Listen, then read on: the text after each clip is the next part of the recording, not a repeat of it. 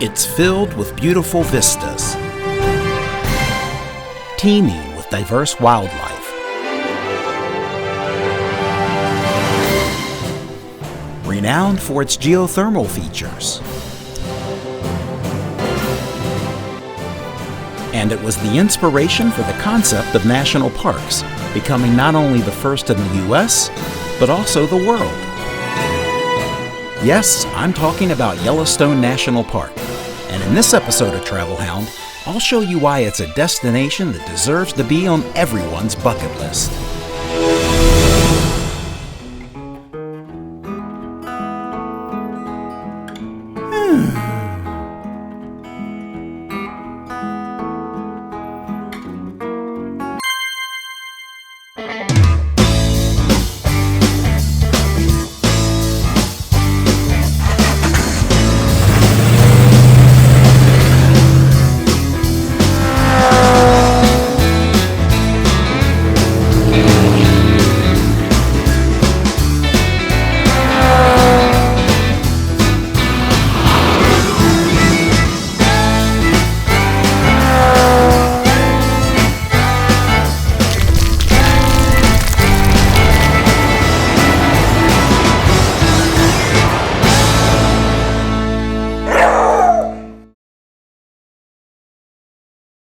Located primarily in the northwest corner of Wyoming, Yellowstone National Park covers 2.2 million acres. Every year, close to 4 million visitors come to experience its otherworldly features and natural beauty, and for good reason. One minute you can be driving through a lush forest, and in the very next, arrive at a geothermal field that looks like it belongs on the surface of Mars. Much of Yellowstone's uniqueness can be attributed to the massive supervolcano that lies beneath it. And since this supervolcano is still active, Yellowstone is one of the few places in the world where you can witness so many different geothermal features. Supervolcanoes occur when a pocket of magma is trapped beneath the Earth's crust. Over time, the pressure of the magma, fed by the Earth's mantle, causes the pocket to grow and create a bulge in the crust. When the magma hits a critical max, a super eruption occurs.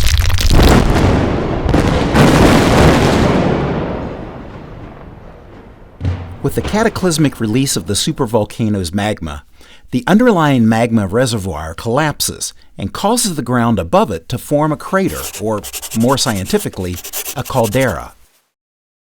The caldera that was formed from Yellowstone's last eruption can be clearly seen on the topographical map. But supervolcanoes don't die after they erupt. Instead, they sort of recharge and do it all over again. The first eruption in Yellowstone occurred around 2.1 million years ago. The second one, 1.3 million years ago. And the most recent, about 640,000 years ago. And it will, undoubtedly, erupt again sometime in the future. But until then, there's still time to witness firsthand the awe-inspiring geothermal features and natural beauty the Yellowstone supervolcano has created. And that's exactly what my wife and I did in the summer of 2018.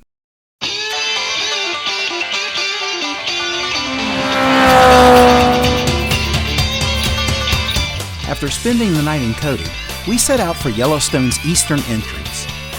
It's a 53-mile drive. But as you ascend the Rocky Mountains and draw nearer to Yellowstone, the more majestic the scenery becomes.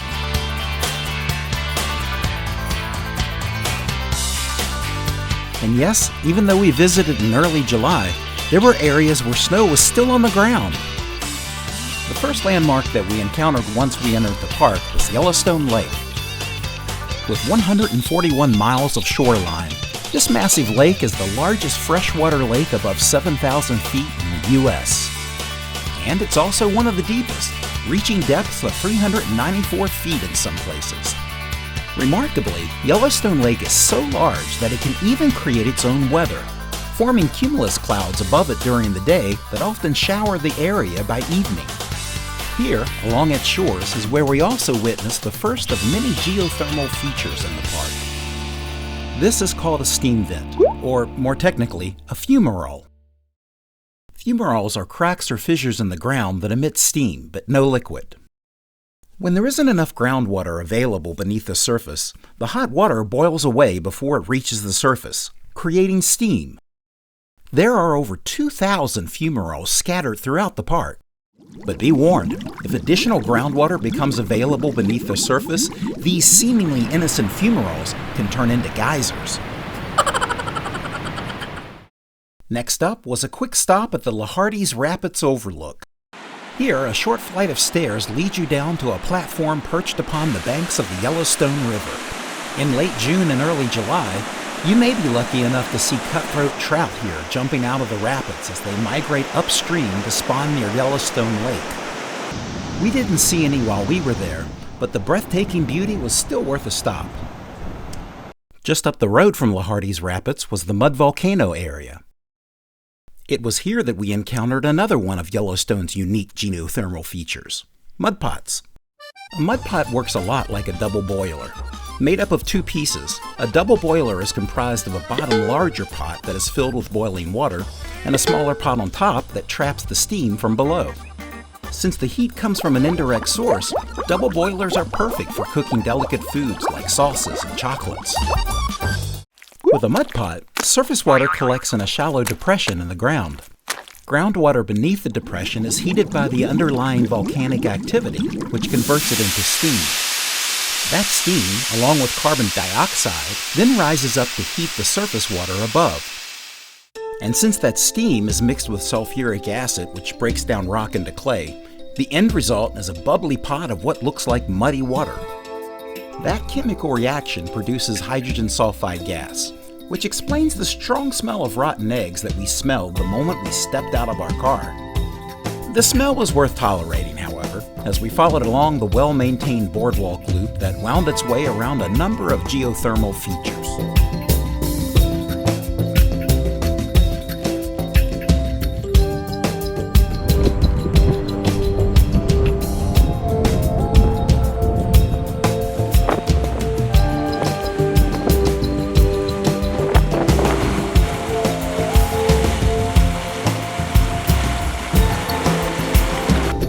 One of the coolest features here was Mammoth Spring. From the boiling water that rolls out of its cave-like opening, the steam that billows out from within, and the bizarre noises that it emits, it's a rather apt name. And just a short walk down the road from the Mud Volcano area is Sulphur Cauldron. Here, the water is as acidic as the acid in your stomach, making it one of the most acidic springs in all of Yellowstone. Definitely not a place to consider for a relaxing mud bath. For us, an added bonus of visiting this area was seeing all of the buffalo that were roaming around. Trust me, if you visit Yellowstone, buffalo will be a common sight. We spent our first night in Yellowstone at nearby Canyon Village, located smack dab in the center of the park. With more than 500 rooms and cabins, it's a sprawling facility, offering the most accommodations in Yellowstone, as well as a variety of amenities. Heck, there's even a kiosk for the rental of bear spray. But one of the best perks of staying at Canyon Village is its proximity to the Grand Canyon of the Yellowstone. This jaw-dropping, soul-stirring masterpiece is definitely one of Yellowstone's must-see attractions. Carved by the Yellowstone River over thousands of years, it stretches 20 miles long and plunges up to 1,200 feet deep in some places.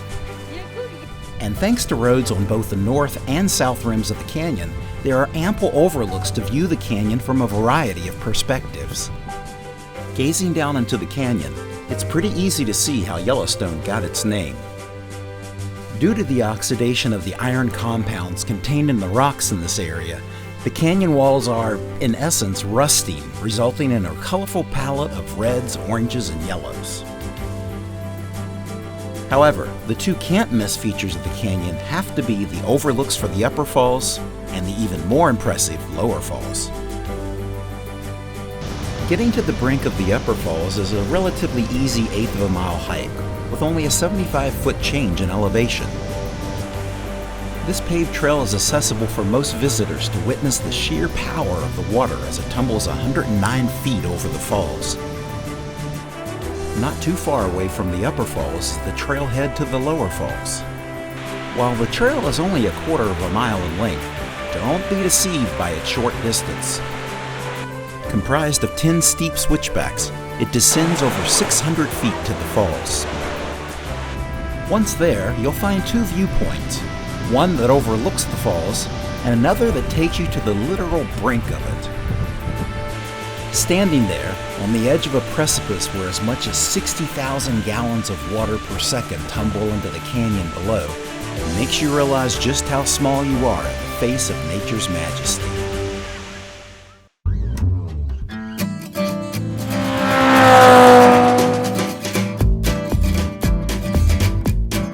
The next morning, we made our way to the northwestern part of the park to visit Mammoth Hot Springs. Many describe this geological wonder as an inside-out cave, since its features look a lot like the type of formations that you would typically see inside of a cave. Thanks to a large concentration of hot springs in this area, this surreal landscape is the result of thousands of years of heated water flowing over its features, leaving behind an unending buildup of calcium carbonate deposits.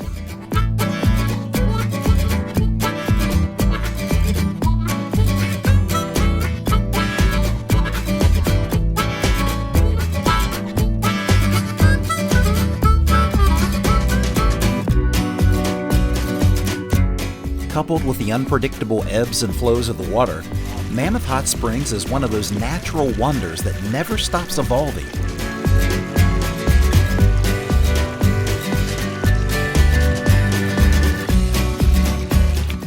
In fact, if you're lucky enough to ever make a return trip to Yellowstone, chances are good that this natural work of art will probably look a little different than the last time you visited.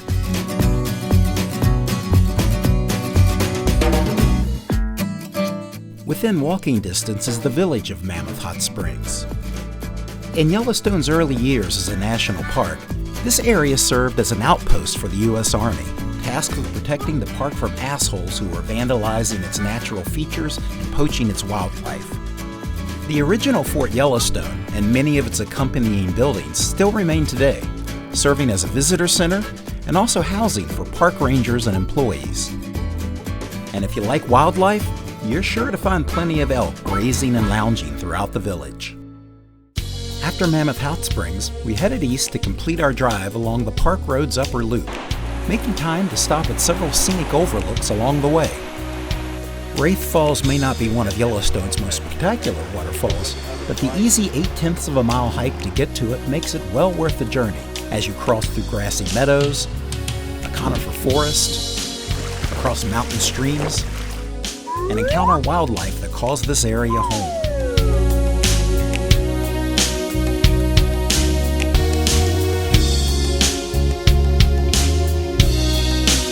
And after many futile visits at other national parks, we saw our very first bears in the wild. Definitely a highlight of the day. After taking a break back at Canyon Village, we rounded out our day with a visit to the Norris Geyser Basin. Here, at Yellowstone's hottest thermal area, we witnessed the two remaining geothermal features of the park: hot springs and geysers. Hot springs occur when groundwater is heated by underlying volcanic activity, causing it to bubble up to the surface. The mechanics of a geyser are similar to that of a hot spring. The difference, however, is that its vent to the surface is much more narrow. Due to this constriction, the heated groundwater transforms into steam in an underground chamber. When the trapped steam has built up enough pressure, an eruption occurs, forcing a column of hot water and steam to shoot out of the ground. One of the most notable geysers at Norris Geyser Basin is Steamboat Geyser. Holding the world record as the tallest active geyser, it can shoot water more than 300 feet in the air during major eruptions. Its eruptions, however, are unpredictable. After lying dormant for about 3.5 years, Steamboat Geyser began erupting again a few months before our visit. Suffice it to say, we consider ourselves lucky to have been able to witness one of its smaller eruptions while there. Right down the hill from Steamboat Geyser is Cistern Spring. Geologists believe that both of these features share an underground connection. When Steamboat Geyser is active, the water in Cistern Springs often drains. And when the geyser is dormant, the spring fills back up again. The crazy thing about geyser eruptions is that each one is a little bit different. Some eruptions are long, some are short, some shoot water straight up, and some shoot water out all over the place. However, we found the eruption of this particular geyser perfect for our shortest tension span.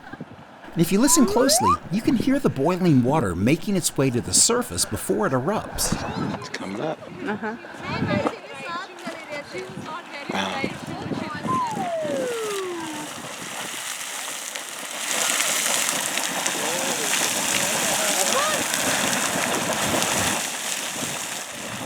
Once the geyser had released all of its pent-up pressure, the natural water show was over, and the water drained back into the ground to recharge for an upcoming eruption.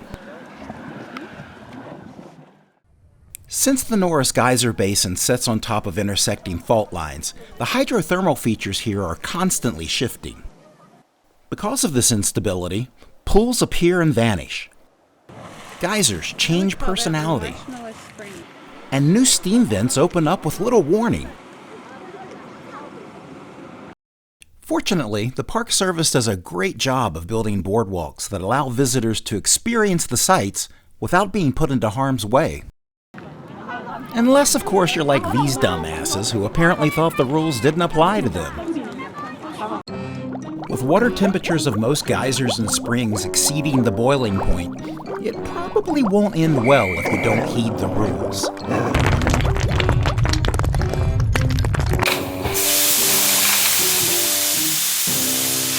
Oh, by the way, if you're into the macabre, you may want to check out Lee H. Whittlesey's book, Death in Yellowstone. It's packed with gruesome accounts of ways people have died in Yellowstone, including falling into hot springs and being boiled to death.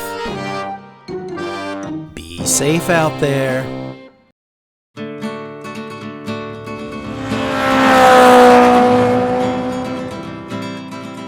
The next morning, we bid adieu to Canyon Village and made our way south to see two more of the park's premier attractions.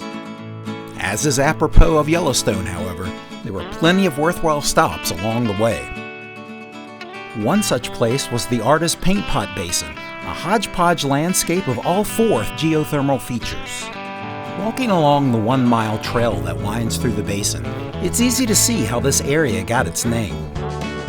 With its striking hues of red, yellow, emerald, and milk blue, it really is like walking across a gigantic painter's palette.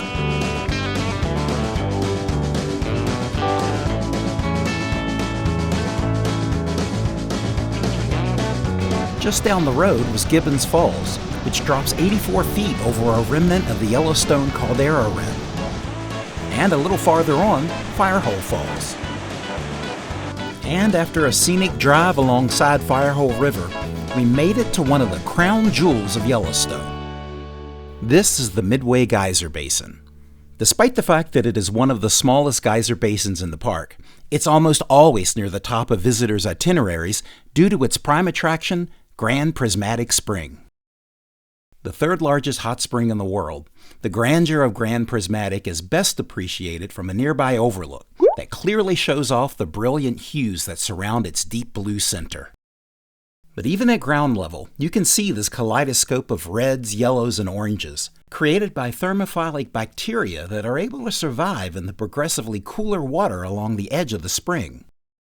Nearby is Excelsior Geyser Crater. It used to be a powerful and explosive geyser, but has been mostly dormant since 1985. Despite its dormancy, however, it still pumps out about 4,000 gallons of heated water every minute into the adjacent Firehole River. Just one word of warning, however, if you plan to visit the Midway Geyser Basin. Hold on to your hat. No, I'm not kidding. During our visit, the basin was littered with hats that had succumbed to a stiff breeze that was constantly blowing. Oops! Which brings us to our final destination in Yellowstone, the Upper Geyser Basin. As the largest basin in Yellowstone, it's home to more than 150 geysers, including its star resident, Old Faithful. Unlike most geysers whose eruptions are erratic and unpredictable, Old Faithful has earned its name by erupting at regular intervals every 45 to 90 minutes. These eruptions of boiling water regularly reach more than 130 feet and typically last for several minutes. But there's more to see in the Upper Geyser Basin than just Old Faithful. In addition to geysers, there's nearly 1,400 hydrothermal features that reside in this less than a half-mile wide area, including hot springs and fumaroles. And thanks to the combination boardwalk and path that winds through the basin, you can witness many of these features in action. The selfsame Firehole River that skirted the Midway Geyser Basin runs through this basin as well, and it is there where many of the hydrothermal features will be found. Early explorers to this area named many of the springs and geysers based on their unique shapes and colors and behaviors, and if you allow them a bit of creative license, most of their names make sense.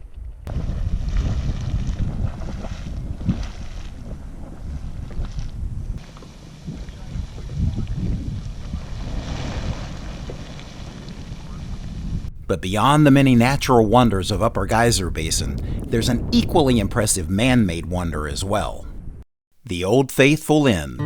Built in 1904 at a cost of $140,000, its hand-hewn details and harmony with the surrounding environment inspired a rustic style referred to as parkitecture that became popular at many other Western national parks. Architect Robert Reamer was not only commissioned with the ominous task of building a grand hotel in the wilderness, but a design that mirrored the wild, unpredictable nature of Yellowstone itself. Remarkably, with Reamer's guidance, the original inn was built by a crew of only 90 laborers in just 13 months.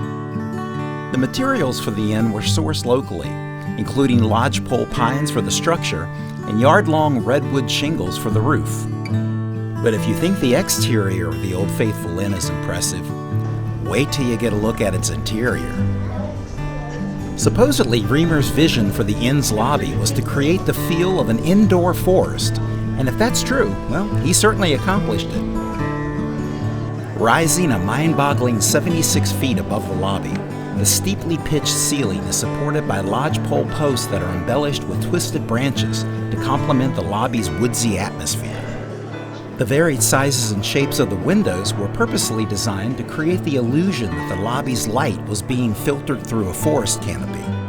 The woodsy motif was even reflected in the inn's interior lighting. Despite using electricity in the lodge, Reamer designed the lights to look like candles. The lobby is comprised of two levels of balconies, the lower encircling the lobby and the upper on two sides. Stairs climb from the second balcony to a platform in the framing known as the Crow's Nest.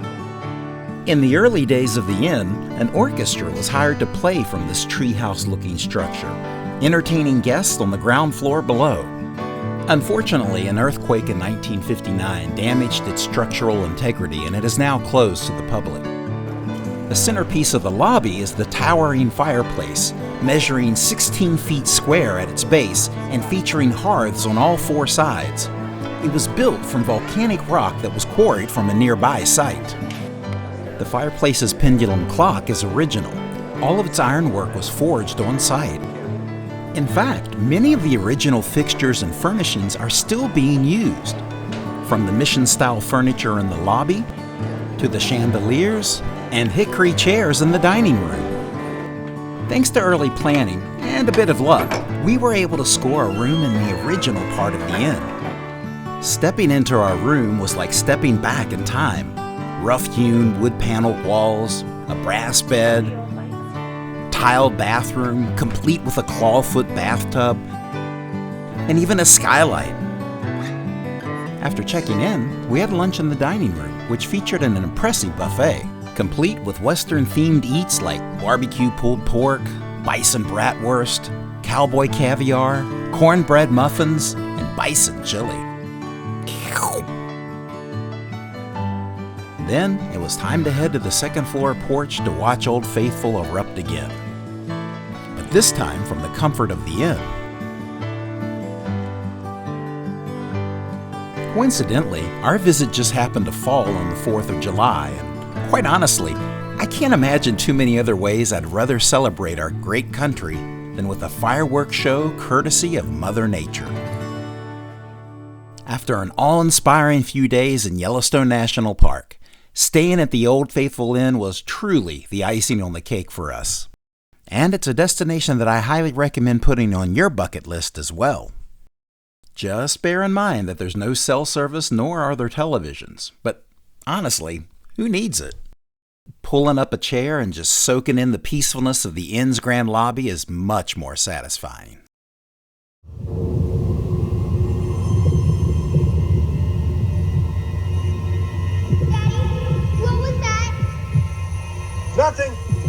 Nothing. In the science fiction film 2012, a series of natural disasters wreak havoc around the world, including a major eruption of Yellowstone's supervolcano. If such an explosion really did occur, it is estimated that it would immediately kill as many as 90,000 people and spread a 10-foot deep layer of molten ash as far as 1,000 miles. I have goosebumps, people. The last time that Yellowstone erupted, it was estimated to have had a yield of almost 900,000 megatons. To put that into perspective, that's an explosion that would be more than 600 times more powerful than a simultaneous explosion of every nuke on Earth. Pretty grim prediction, isn't it? It's a trade-off, really.